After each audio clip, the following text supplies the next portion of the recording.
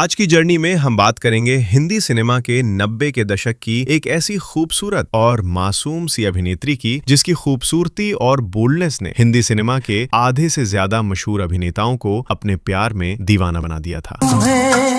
अपना बनाने की कसम खाई है। सिर्फ 16 साल की नाबालिग सी उम्र में बॉलीवुड में कदम रखने वाली इस मशहूर अभिनेत्री की पूरी जिंदगी क्यों विवादों से भरी रही और आखिर क्यों ये बन गई थी हिंदी सिनेमा की सबसे बड़ी शराबी और नशेड़ी हीरोइन और पहुंच गई थी मौत के बेहद करीब।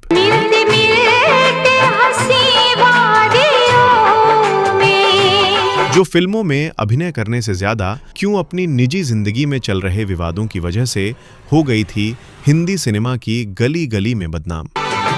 दिल खो गया तो क्या करोगे? क्यों ये अभिनेत्री समाज की सभी मर्यादा और संस्कारों को तार तार करते हुए अपने ही सगे पिता के साथ आ गई थी प्रेम संबंधों में और पूरी दुनिया के सामने अपने ही पिता को कर लिया था सरेआम बेशर्मी से भरा केस, जिसकी वजह से इन दोनों बाप बेटी के रिश्ते पर उठे थे दुनिया भर के कड़वे सवाल और बाप बेटी रातों रात बन गए थे समाज के लिए एक आला धब्बा। और आखिर क्यों ये अभिनेत्री निर्वस्त्र होकर पूरे शरीर पर पेंटिंग कराकर आ गई थी सबके सामने और इस अभिनेत्री की जिंदगी में ऐसा क्या हुआ था जिससे कि इनकी सौतेली बहन को इनकी ही नाजायज औलाद माना जाने लगा। जानेंगे और भी बहुत आज के इस वीडियो में, तो वीडियो को लास्ट तक जरूर देखिएगा।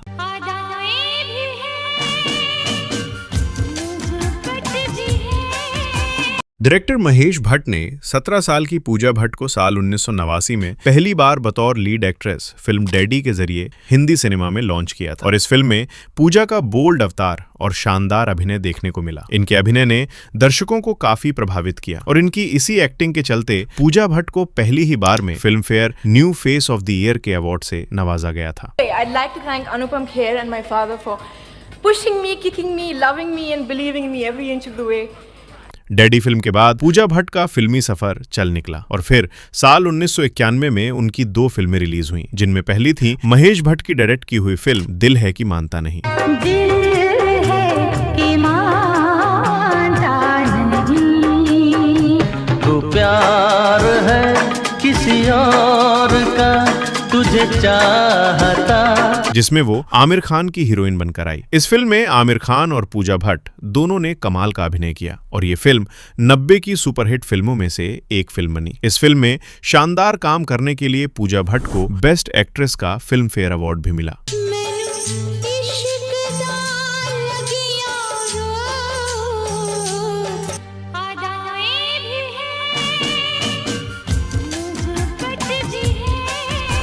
और 2 करोड़ 23 लाख के बजट में बनी ये फिल्म 4 करोड़ 52 लाख की कलेक्शन करके उस टाइम की एक ब्लॉकबस्टर म्यूजिकल हिट रही। और दूसरी थी उनकी संजय दत्त के साथ आई एक रोमांटिक एक्शन थ्रिलर फिल्म सड़क और इसे भी महेश भट्ट ने डायरेक्ट किया था, जो 1976 में आई एक अमेरिकन फिल्म टैक्सी ड्राइवर का अनऑफिशियल रीमेक थी।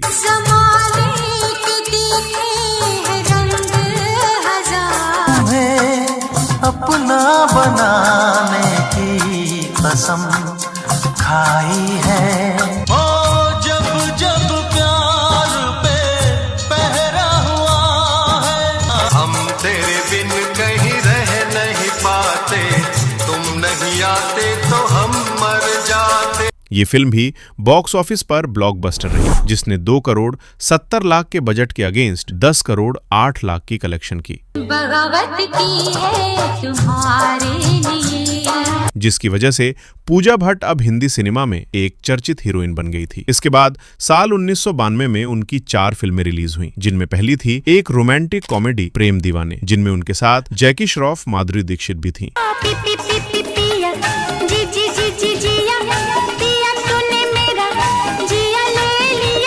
बट 5 करोड़ के बजट में बनी ये फिल्म 9 करोड़ 65 लाख की वर्ल्ड वाइड कलेक्शन करके फ्लॉप रही। लिया दिया जिया प्यार जो मैंने किया। इसके 1992 में उनकी दूसरी फिल्म आई एक्टर राहुल रॉय के साथ जानम, जिसे विक्रम भट्ट ने डायरेक्ट किया था। बट ये फिल्में लगभग 4 करोड़ 22 लाख की कलेक्शन करके फ्लॉप रही। इसके बाद उसी साल आई उनकी रोमांटिक ड्रामा सातवां आसमान।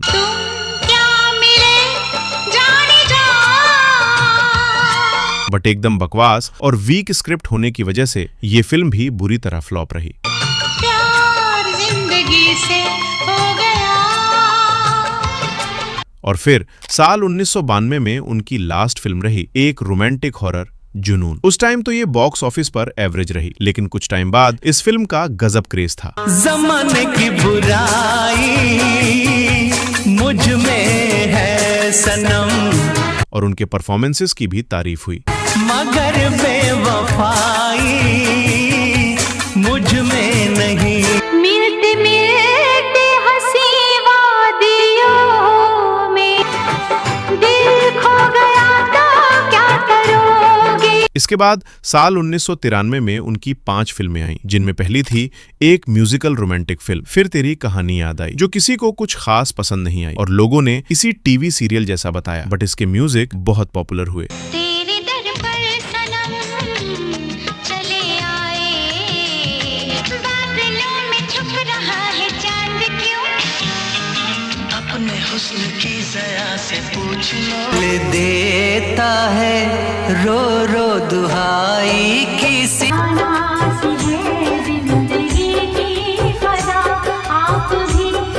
राहुल रॉय उस समय एक उभरते हुए नए नए स्टार थे, लड़कियां उन पर मरती थीं और पूजा भट्ट भी अपनी इसी फिल्म के समय राहुल को अपना दिल दे बैठी। लेकिन जब इन दोनों के इस अफेयर की बात महेश भट्ट को पता चली तो वो राहुल रॉय से गुस्सा हो गए। लेकिन इन सब के बावजूद जब इन दोनों का रिश्ता नहीं टूटा तो महेश भट्ट ने अपनी पावर का और फिल्मी संबंधों का इस्तेमाल करके राहुल रॉय का पूरा फिल्मी करियर ही बर्बाद कर दिया, जिसके बाद राहुल रॉय हिंदी सिनेमा में ढलान पर आ गए और राहुल का डूबता करियर देखकर पूजा भट्ट ने उनसे दूरी बना ली और धीरे धीरे अपना रिश्ता खत्म कर दिया। सुन सुन सुन बरसात की धुन सुन।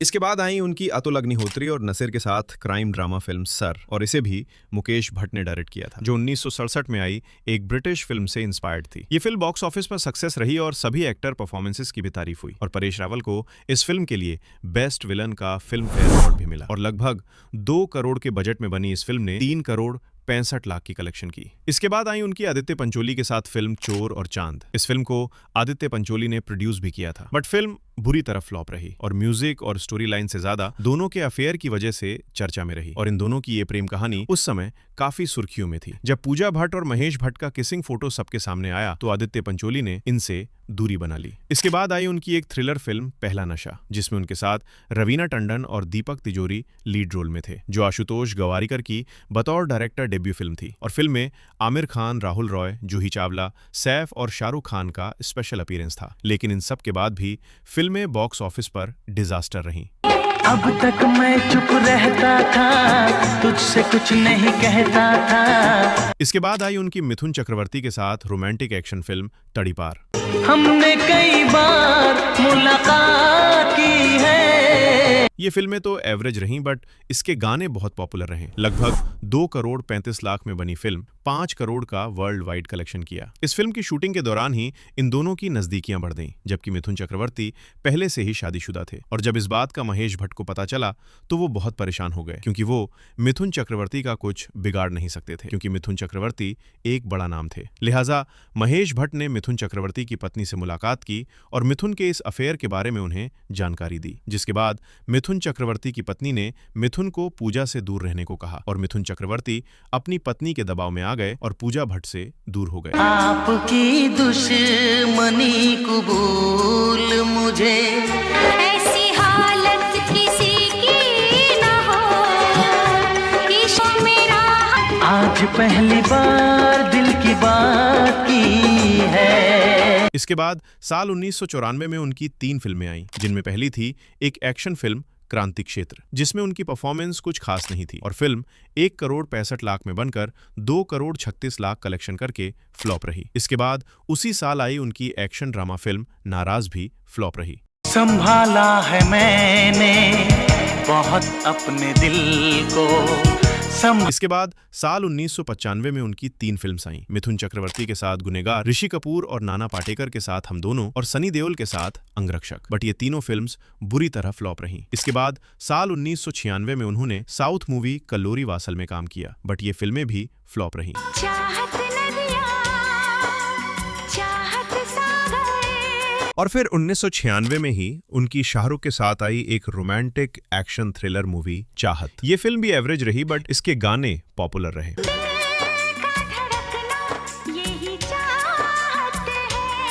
दर्द जब हद से गुजरता है तो गा लेते हैं।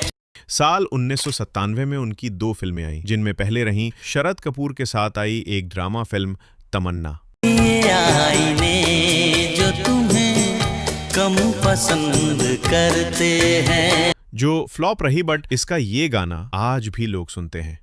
खबर है तुम्हें हम पसंद करते हैं। बैक टू बैक फ्लॉप देने के बाद फाइनली उन्हें एक ब्लॉकबस्टर मूवी मिली, जो थी जेपी दत्ता की multi starrer war film border. जब से मुहब्बत हो गई है। इस फिल्म में उनका रोल बड़ा नहीं था, पर जितना भी था सॉलिड था और उनकी परफॉर्मेंस भी कमाल थी। ये दुनिया खूबसूरत हो गई है। और फिर साल 1998 में उनकी 4 फिल्में रिलीज हुई, जिनमें पहली थी उनकी नसीर और अतुल अग्निहोत्री के साथ आई फिल्म ये मेरी आशिकी, बट ये बॉक्स ऑफिस पर फ्लॉप रही। इसके बाद उनकी अनिल और जैकी श्रॉफ के साथ फिल्म कभी ना कभी, जिसकी स्टोरी लाइन बहुत ही स्लो होने की वजह से लोगों पसंद नहीं आई और डिजास्टर रही। इसके बाद आई उनकी अक्षय कुमार, नागार्जुन और सोनाली के साथ अंगारे। 5 करोड़ के बजट में बनी ये फिल्म भी 5 करोड़ 20 लाख की कलेक्शन करके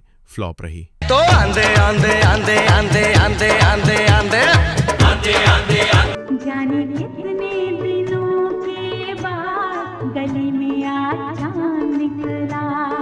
इसके बाद उसी साल आई उनकी अजय देवगन के साथ एक ड्रामा फिल्म जख्म।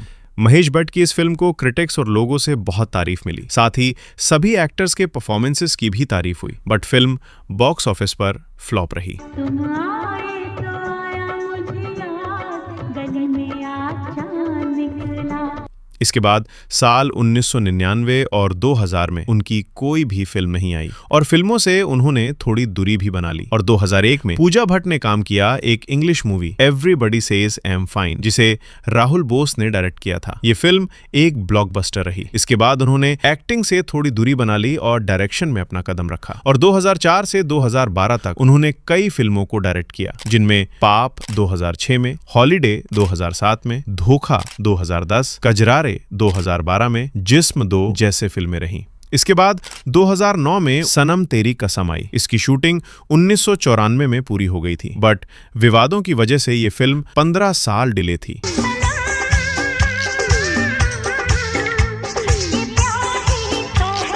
फिर 2020 में उनकी सड़क 2 और 2022 में आई फिल्म चुप, बट इसमें उनका रोल कुछ खास नहीं था। आइए अब बात करते हैं पूजा भट्ट से जुड़े उस विवाद और निजी जीवन की कड़वी सच्चाई की, जिसकी वजह से आज भी इस भट्ट परिवार को शक और बदनामी के कटघरे में खड़ा किया जाता है। पूजा भट्ट जब अपने करियर के टॉप पर थी, तब उन्होंने 90 के दशक में कुछ मेल मॉडल के साथ बेहद बोल्ड फोटोशूट कराया था। इस फोटोशूट में पूजा भट्ट ने बिल्कुल निर्वस्त्र होकर अपनी पूरी बॉडी पर पेंट के साथ पेंटिंग कराई थी। इनके ये फोटो जैसे ही मार्केट में दुनिया के सामने आए तो पूरी हिंदी सिनेमा में बवाल मच गया। पूजा भट्ट के इस फोटोशूट की हिंदी सिनेमा में काफी आलोचना हुई, तो इनके खिलाफ पब्लिक में विरोध प्रदर्शन भी हुआ। लेकिन हद तो तब हो गई जब पूजा अपने इसी बोल्ड रंग रूप में, उसी पेंटिंग में रंगे निर्वस्त्र शरीर के साथ पार्टी करने चली गई, जिसके बाद पूजा भट्ट हिंदी सिनेमा में सनकी और पागल लड़की समझे जाने लगी। लेकिन पूजा भट्ट यही नहीं रुकी और इन्होंने एक बार फिर से अपना बिकनी फोटोशूट कर लोगों के मुंह पर बेशर्मी का तमाचा लगा दिया। और हद तो तब हो गई जब पूजा भट्ट और महेश भट्ट ने एक फिल्म मैगजीन के लिए एक बोल्ड फोटोशूट कराया था। इस फोटोशूट में महेश भट्ट और पूजा भट्ट बड़ी बेशर्मी के साथ एक दूसरे को किस करते हुए नजर आए। इस फोटो के आते ही हिंदुस्तान में बाप बेटी के रिश्ते को लेकर आग लग गई। लोगों ने इन दोनों बाप बेटी के रिश्ते पर हजारों उंगलियां उठाईं और मीडिया में भी इस फोटो को लेकर काफी हंगामा हुआ। जब विवाद ज्यादा बढ़ गया, तब महेश भट्ट ने एक प्रेस कॉन्फ्रेंस कर अपने इस फोटो पर सफाई दी। लेकिन इस प्रेस कॉन्फ्रेंस में महेश भट्ट ने फोटो पर तो घुमा फिरा कर अपनी सफाई दे दी, लेकिन वो बचकाने में ये बोल गए कि अगर पूजा मेरी बेटी नहीं होती तो मैं शायद उससे शादी कर लेता। फिर क्या था, इनके इस विवाद ने महेश भट्ट और पूजा भट्ट की मुश्किलों को और बढ़ा दिया। ये दोनों बाप बेटी न्यूज़पेपर और मैगजीन की हेडलाइन बन गए। लोग तो यहां तक कहने लगे कि पूजा भट्ट और महेश भट्ट के बीच नाजायज संबंध है। लेकिन इस बात में कितनी सच्चाई होगी, इसका अभी तक कोई प्रमाण नहीं मिला। हालांकि इसके बाद भी महेश भट्ट अपनी सफाई में लोगों से बहुत कुछ कहते रहे, लेकिन इनकी एक न चली। इसके अलावा पूजा भट्ट जो चर्चा में रही, उसका एक और बड़ा रीजन है उनकी लव लाइफ। तो राहुल रॉय, मिथुन और आदित्य पंचोली के साथ उनका रिश्ता टूटने का कारण रहे। महेश भट्ट कभी चाहते ही नहीं थे कि उनकी बेटी कभी किसी और मर्द के साथ जाए। इसके बाद कई साल बाद एक बार फिर से पूजा भट्ट का नाम जुड़ा एक मशहूर फिल्म अभिनेता बॉबी देओल के साथ। दोनों एक साथ फिल्मी पार्टी और प्रोग्राम में नजर आते थे। चर्चा तो यहाँ तक थी कि पूजा बॉबी देओल से शादी करना चाहती थी, लेकिन उस समय बॉबी का फिल्मी सफर चल निकला था और बॉबी देओल अपनी फिल्मों की तरफ ज्यादा ध्यान देने लगे थे। सोल्जर मीठी बातें बोलकर दिल को चुरा ले गया। और कुछ समय बाद इन दोनों की छोटी मोटी नोक-झोंक के बाद इन दोनों का रिश्ता भी टूट गया और इस बार उनकी जिंदगी में आए एक और फिल्म अभिनेता रणबीर शोरे। उस टाइम पर इनका भी करियर जोरदार चल रहा था। इन दोनों की मुलाकात एक पार्टी के दौरान हुई थी। कुछ समय की बातचीत के बाद इन दोनों की मुलाकातें हुई और ये दोनों एक दूसरे के प्यार में पड़ गए और पूजा इस बार पहली बार अपने पिता महेश भट्ट को छोड़कर रणवीर के साथ लिविंग में रहने लगी। लेकिन कुछ समय बाद इन दोनों के बीच लड़ाई झगड़े शुरू हो गए। पूजा भट्ट ने रणवीर पर आरोप लगाए कि वो शराब के नशे में उनको मारते पीटते हैं, तो वहीं रणवीर ने पूजा भट्ट पर आरोप लगाया कि वो उनको अपने साथ रिश्ते में रहने के लिए डराया करती थी और उनको अंडरवर्ल्ड के नाम से धमकियां देती थी। पूजा शराब के नशे में धुत रहती थी, उनको किसी भी बात का होश ही नहीं था और कुछ समय बाद ये रिश्ता 2003 में खत्म हो गया। रणबीर से रिश्ता खत्म होने के बाद इनकी जिंदगी में आए फिरोज खान के बेटे फरदीन खान। पहली बार दिल यूं बेकरार हुआ है।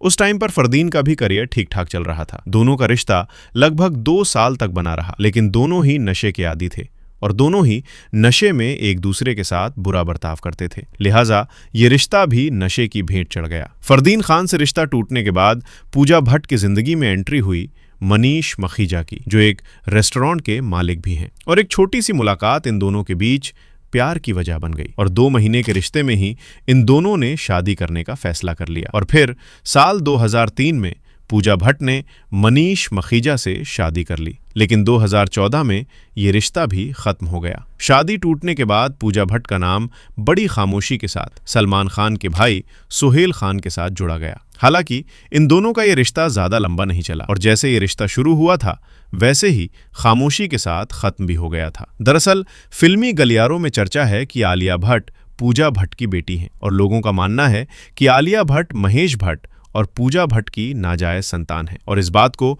लोगों के सामने बदनामी की वजह से छिपाया गया है। लेकिन इस बात में कितनी सच्चाई है, इसका कोई भी पुख्ता सबूत किसी के पास नहीं है। पूजा भट्ट ने लगभग 30 फिल्मों में काम किया, जिसमें से 24 फिल्म इनके पिता महेश भट्ट के बैनर तले ही बनी थी। पूजा भारतीय हिंदी सिनेमा में हीरोइन, डायरेक्टर और प्रोड्यूसर के तौर पर भी काम कर चुकी हैं। पूजा भट्ट के पूरे करियर की बात की जाए तो पूजा भट्ट का पूरा जीवन हमेशा विवादों में भरा रहा, कभी अपने रिश्तों की वजह से, कभी बॉलीवुड की वजह से, कभी शराबी अभिनेत्री के तौर पर, तो कभी महेश भट्ट ने पूजा के फिल्मी सफर को सिर्फ अपने बैनर तले ही सीमित रखा। इस वजह से इन सब से कहीं ना कहीं ये महसूस होता रहा है कि महेश भट्ट पूजा भट्ट पर अपनी बेटी से अलग भी अपना हक जताते रहे हैं। महेश भट्ट और पूजा भट्ट का रिश्ता हमेशा शक के घेरे में रहा और बड़ी हैरानी की बात यह है कि इन दोनों बाप बेटी ने कभी भी अपने रिश्ते की इस गलतफहमी को दूर करने की कोशिश भी नहीं की।